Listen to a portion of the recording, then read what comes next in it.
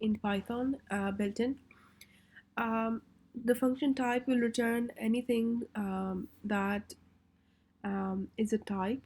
So instead of printing the objects, it will print the type of the objects.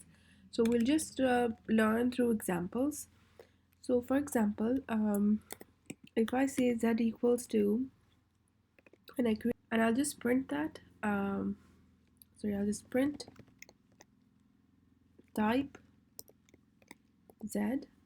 Okay, and I'll just print that, and it gives me, sorry, it gives me class tuple. So it tells me that this z is a tuple.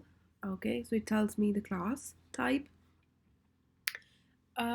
If I was print type of a, so it will just give me class string.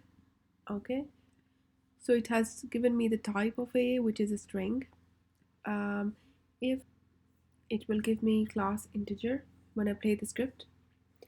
So that's how it works. It gives the type of the list. Okay, so a is the list, for example, so it will tell me the list, or a is the dictionary, so it will tell me class dictionary, it will print that.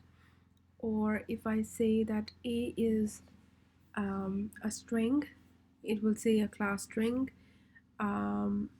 If I say that a is an integer, for example 1, it will say class integer.